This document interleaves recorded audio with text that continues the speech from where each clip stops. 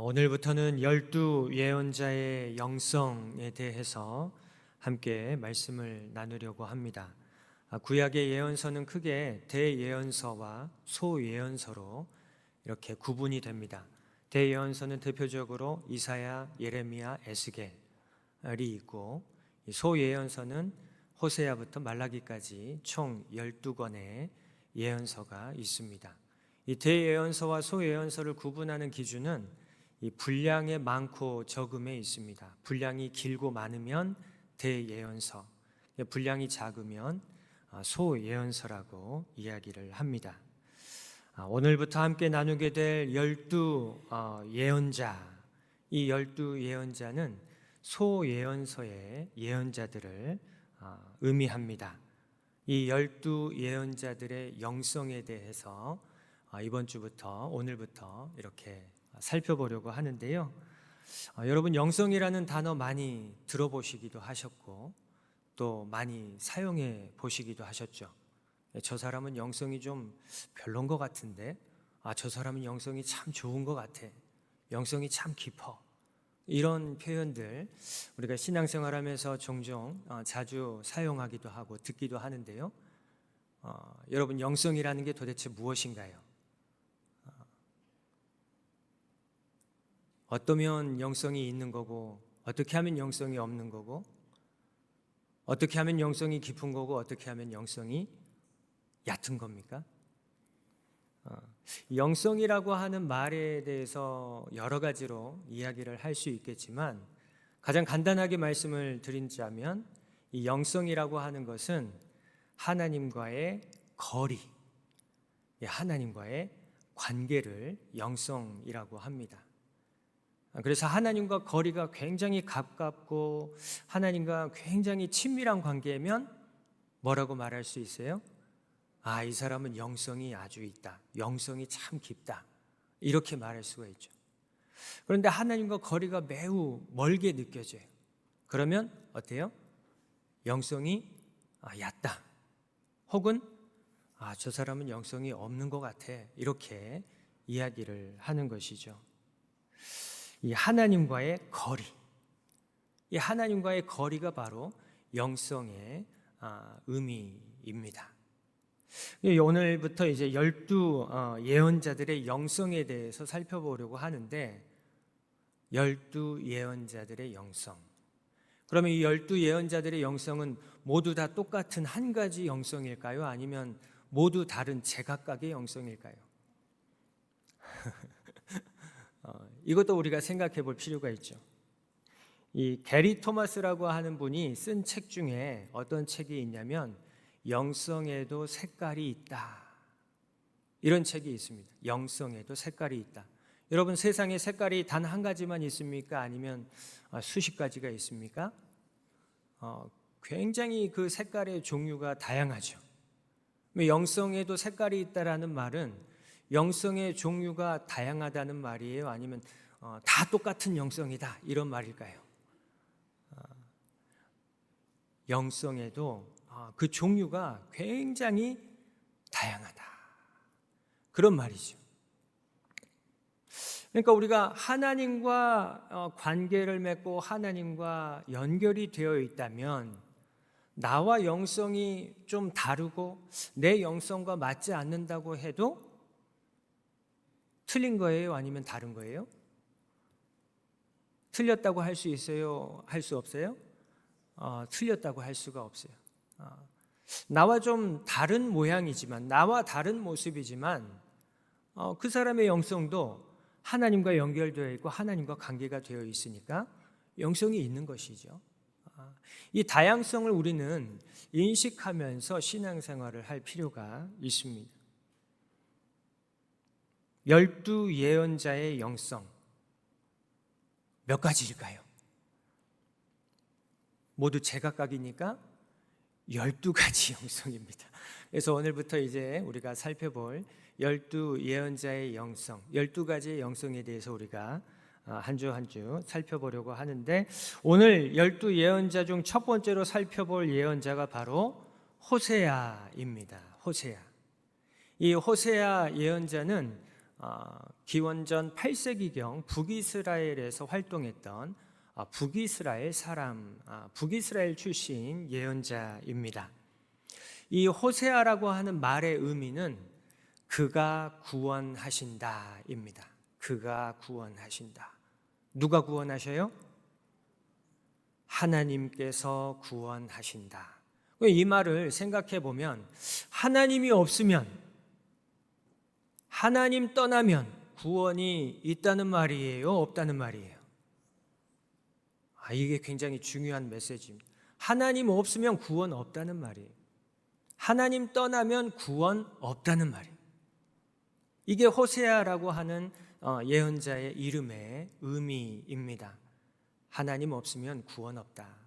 하나님께서만 구원하신다라고 하는 뜻이죠. 이 호세아 선지자는 하나님과 이스라엘의 관계를 부부 관계로 소개를 하고 있습니다. 하나님께서는 이스라엘 백성의 남편이 되시고 이스라엘 백성은 하나님의 아내, 신부가 된다. 그래서 하나님께서는 이스라엘의 남편으로서 아내인 이스라엘을 끝까지 책임지시는 분이시고 아내인 이스라엘은 남편인 하나님만을 끝까지 사랑하고 섬기겠다. 이것이 바로 하나님과 이스라엘이 맺은 언약의 내용입니다. 하나님은 남편으로서 이스라엘에 대해서 남편으로서의 역할을 감당하고 이스라엘은 하나님의 아내로서 아내의 역할, 남편을 사랑하는 아내의 역할을 감당한다. 이렇게 호세아 선지자는 하나님과 이스라엘 백성의 관계를 소개하고 있습니다. 그러나 이스라엘은 하나님께 신실했을까요? 신실하지 않았을까요? 이스라엘은 하나님께 신실하지 못했습니다. 하나님을 떠나서 다른 우상과 사랑에 빠지고 우상을 섬긴 것이죠. 영적인 간음, 영적인 불륜을 저지른 것입니다. 이 사실을 보여주기 위해서 하나님께서는 호세아 선지자에게 음란한 여인 고멜과 결혼하라고 말씀하십니다. 여러분이 호세아라면 고멜이라는 여인과 결혼하고 싶으시겠습니까? 안 하고 싶으시겠습니까? 저라면 저는 제 아내가 좋습니다. 네. 네. 그런데 호세아는 하나님께 순종해서 고멜과 결혼을 해요. 그 결과 어땠습니까? 행복하게 잘 살았습니까? 너무나 안타깝게도 결혼한 후에 이 고멜은 아니나 다를까 다른 사람과 불륜을 저지르게 되죠. 호세아의 마음이 어땠겠어요? 배신감과 괴로움과 분노가 일어나지 않았겠습니까? 이 마음 찢어지는 괴로움, 배신감, 분노, 이것이 바로 우상에 빠진 북이스라엘을 바라보는 하나님의 심정이었다는 거예요. 보통 여러분 불륜을 저지르게 되면 어떻게 됩니까? 법정에 가서 이혼 서류 쓰고 이제 서로 갈라서는 것이죠. 이혼하는 것이죠. 그런데 하나님께서 호세아에게 뭐라고 말씀하셔요? 가서 불륜을 저지른 아내 고멜을 데려오라고 말씀하셔요. 다시 데려와라. 다시 데려와서 어떻게 하라는 것입니까? 부부관계를 회복하고 부부의 신의를 지키며 살아가라고 말씀하시는 거예요. 이것이 진짜 하나님의 마음이었어요. 북이스라엘을 향한 하나님의 마음. 간음을 저질렀으니까, 불륜을 저질렀으니까 그만 갈라서고 이혼하는 것이 아니라 다시 데려와서, 다시 돌아와서 그 관계를 회복하고 부부로서의 신의를 지키며 살아가라. 이런 하나님의 마음이 호세아 11장 8절에 보면 이렇게 기록이 되어 있습니다. 에브라임이여 내가 어찌 너를 놓겠느냐, 이스라엘이여 내가 어찌 너를 버리겠느냐, 내가 어찌 너를 아드마같이 놓겠느냐, 어찌 너를 스보임같이 두겠느냐, 내 마음이 내 속에서 돌이키어 나의 긍휼이 온전히 불붙듯 하도다. 북이스라엘을 향한 하나님의 긍휼, 불쌍히 여기는 그 마음이 온전히 불붙듯 하도다, 이렇게 말씀하고 있습니다. 하나님의 긍휼, 그 북이스라엘을 향한 하나님의 긍휼은 하나님의 사랑이죠. 그 하나님의 사랑이 불붙듯 하다. 자기 백성을 향한 하나님의 사랑이 불타오르는 것 같다, 이렇게 말씀하고 있습니다. 그러므로 포기할 수 없으니, 버릴 수 없으니 다시 돌아와서 부부관계를 회복하고 언약을 회복하고 하나님과 맺은 언약을 신실하게 지키며 살자라고 말씀하고 있는 것이죠. 그래서 호세아서의 핵심 말씀은 바로 하나님께 돌아오라입니다. 돌아오라, 돌아오라, 하나님께 돌아오라. 하나님께 돌아와서 참된 관계를 다시 회복하자, 온전한 관계를 다시 회복하자. 이것이 바로 호세아서의 핵심 메시지입니다. 여러분, 언약을 맺는 것이 중요하죠. 그런데 여러분, 언약을 맺고 끝입니까? 그렇지 않아요. 언약을 맺고 나면 무엇이 중요합니까? 그 맺은 언약을 실천하고 지키고 이어가는 것이 더 중요합니다. 맺은 언약을 신실하게 지키는 것이 중요하다는 것이죠. 오늘 우리가 함께 읽은 호세아 6장 1절부터 6절까지의 말씀은 호세아서를 이렇게 가장 전체적으로 아우를 수 있는 핵심 본문입니다.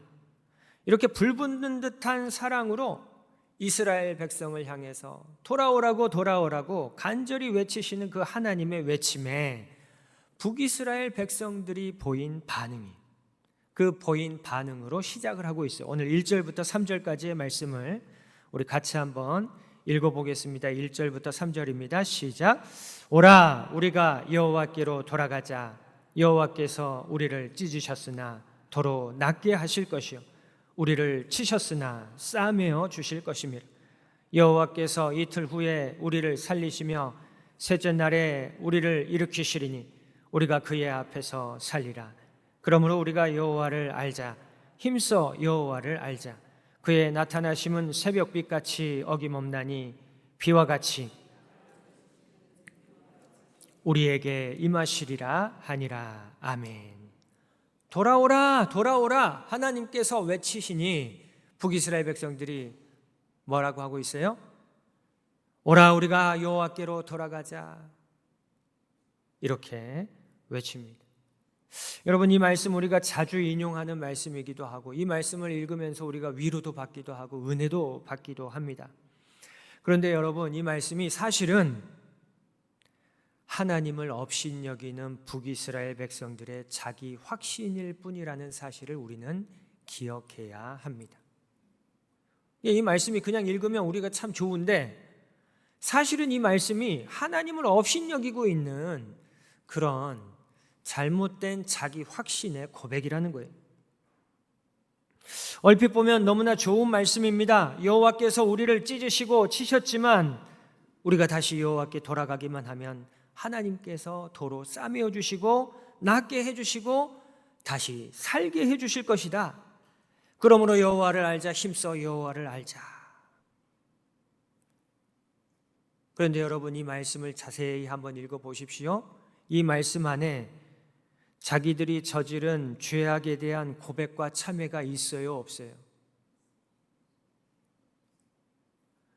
자기들의 죄에 대한 참회, 죄에 대한 회개, 고백 찾아볼 수가 없어요. 자기들의 잘못, 하나님을 배도하고 우상을 숭배하며 영적인 간음을 행했던 그 죄악에 대한 고백과 뉘우침, 이런 것들이 하나도 없다는 거예요. 하나님, 저희가 잘못했습니다. 정말로 하나님을 배도하고 헛된 우상을 섬기는 이 큰 죄악을 저질렀습니다. 하나님, 용서하여 주옵소서. 철저한 회개와 참회가 도무지 찾아볼 수가 없다라고 하는 거예요. 그냥 하나님께 돌아가면 하나님께서 무조건 받아주실 거야. 그냥 하나님께 돌아가면 싸매어 주실 거야, 살려주실 거야. 하나님은 새벽빛같이 어김없이 나타나시고 이른 비와 늦은 비처럼 우리에게 복을 주시는 분이야. 그래야 하나님이지. 하나님이라면 그러셔야 마땅하지. 라고 자기의 확신에 차가지고 하나님을 업신여기고 있는 고백이라는 거예요. 지금 북이스라엘 백성들은 하나만 알고 둘은 모르고 있는 거예요. 북이스라엘 백성들은 하나님에 대해서 하나만 알고 있고 둘은 모르고 있다는 거예요. 여러분, 하나님은 사랑의 하나님이시죠. 사랑의 하나님이시면서 동시에 어떤 하나님이셔요? 성경을 쭉 읽어보면 하나님은 사랑의 하나님이시면서 동시에 공의의 하나님이십니다. 이 동전의 양면과 같다고 이야기를 하죠. 사랑의 하나님이시면서 공의의 하나님이시라는 거예요. 자기 백성을 불붙는 사랑으로 긍휼히 여기시는 사랑의 하나님이시지만 동시에 죄악에 대해서는 어떻게 하셔요? 불같이 진노하시는 공의의 하나님이시라는 거예요. 여러분, 사랑이 크면 클수록 어떻게 됩니까? 그 사랑에 비례해서 무엇도 커요? 질투도 커요. 진노도 큽니다.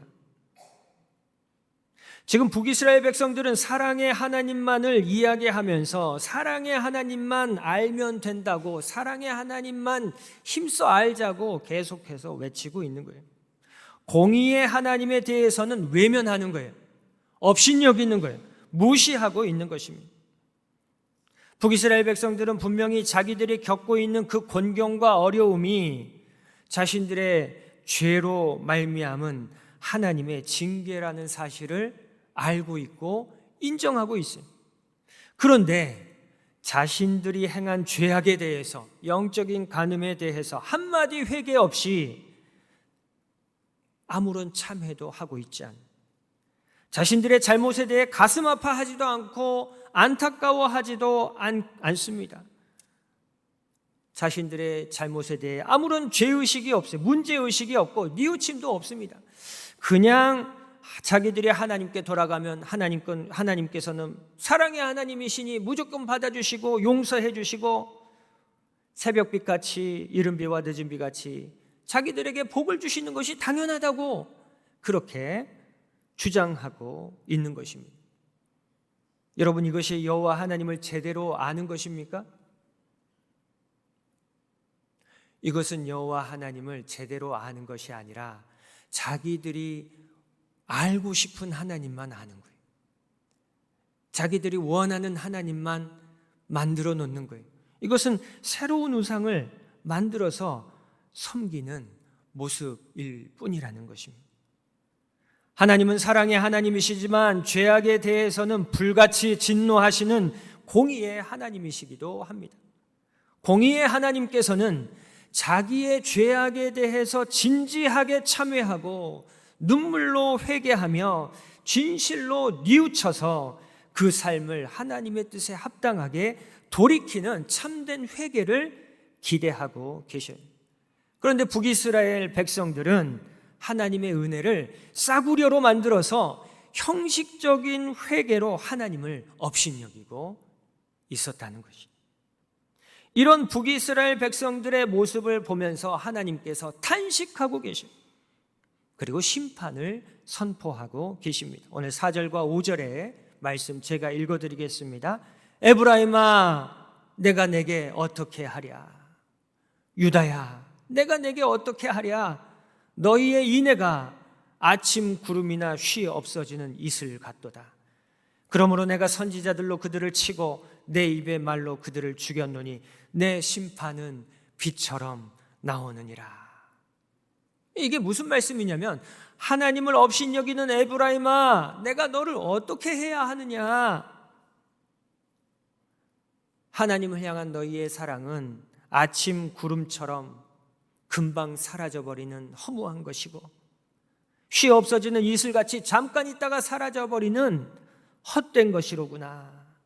이런 잘못된 인해 진정성 없는 형식적인 회개로 하나님을 업신여기는 그 북이스라엘을 향하여 공의의 하나님께서는 심판을 선포하고 계시는 거예요. 5절 말씀이죠. 그러므로 내가 선지자들로 그들을 치고 내 입의 말로 그들을 죽였노니 내 심판은 번갯빛처럼 나오느니라 말씀하고 계시는 것입니다.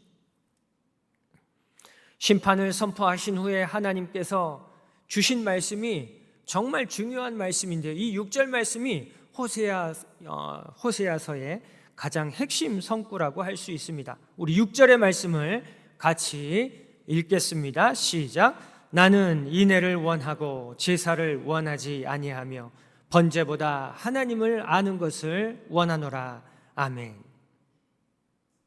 여러분, 하나님께서 자기 백성들에게 진정으로 원하는 것이 무엇인지를 가르쳐주고 계셔요.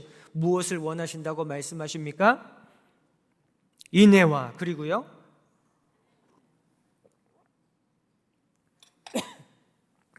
하나님을 올바로 아는 것. 죄송합니다. 하나님께서 자기 백성에게 원하신 것, 인애를 원하시고, 그리고 정말로 하나님을 올바로 아는 것을 원하신다, 이렇게 말씀하고 계십니다. 이것이 다른 게 아니라 한 가지인데요, 하나님을 올바로 아는 인애를 하나님께서는 자기 백성에게 원하고 계신다라는 거예요. 하나님을 올바로 아는 인애입니다.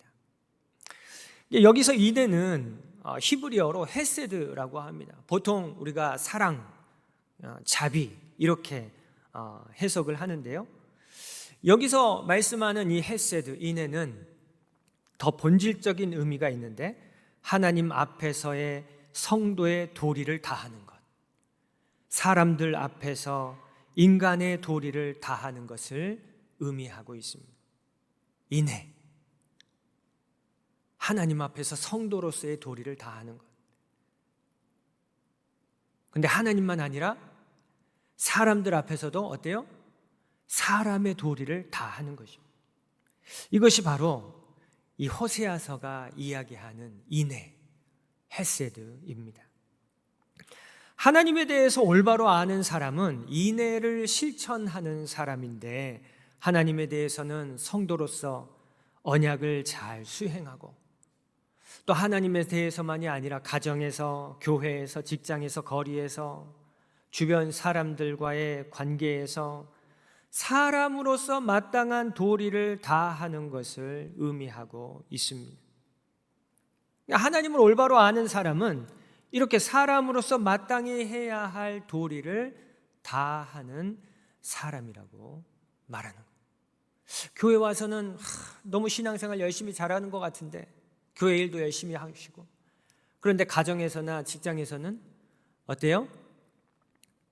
사람의 도리를 외면하고 무시해버립니다.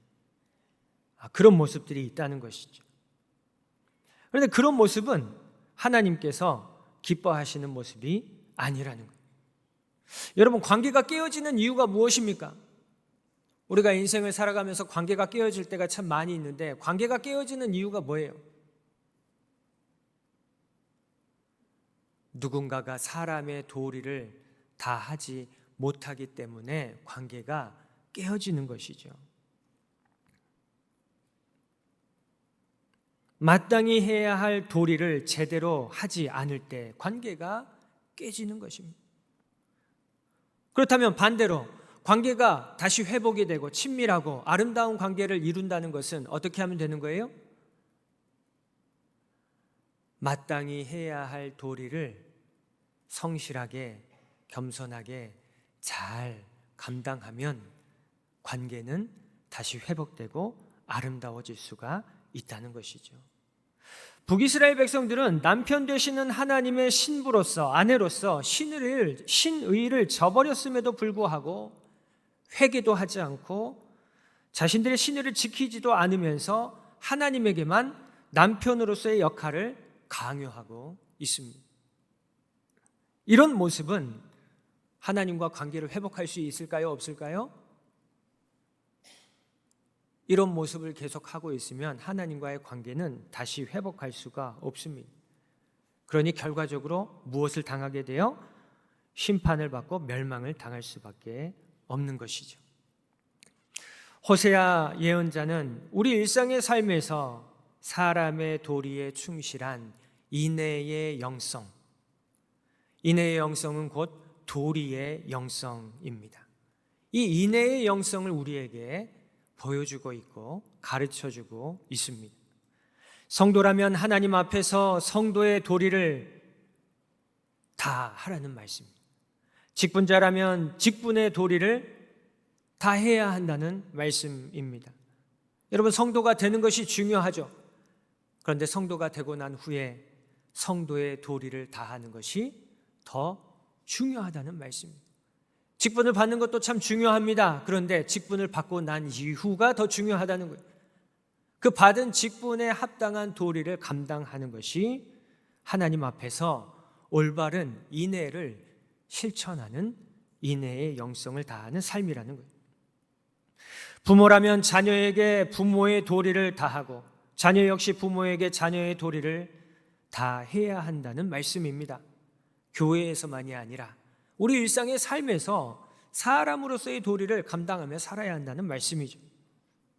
부부관계에서도 마찬가지입니다. 남편은 아내에게 남편으로서의 도리를 다 해야 한다고, 또 아내는 남편에게 아내로서의 도리를 다 해야 한다는 말씀이죠. 직장에서도 경영자라면 경영자로서의 도리를 다 해야 하고, 직원이라면 직원으로서의 도리를 성실하고 책임감 있게 감당해야 합니다. 이것이 바로 호세아가 우리에게 가르쳐주는 인애의 영성, 도리의 영성입니다. 사랑하는 여러분, 우리는 어떻습니까?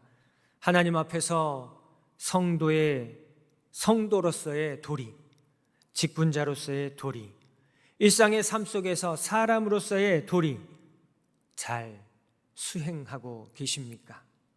인애의 영성, 도리의 영성을 잘 이루고 계십니까? 이 사람의 도리를 무시하는 삶은 하나님을 업신여기는 삶으로 이어질 수밖에 없다고 오늘 호세아 선지자는 우리에게 가르쳐주고 있습니다. 오늘은 대림절 첫 번째 주일입니다. 성탄으로 임하신 예수님을 기억하면서 다시 오실 주님을 대망하는 기간이죠.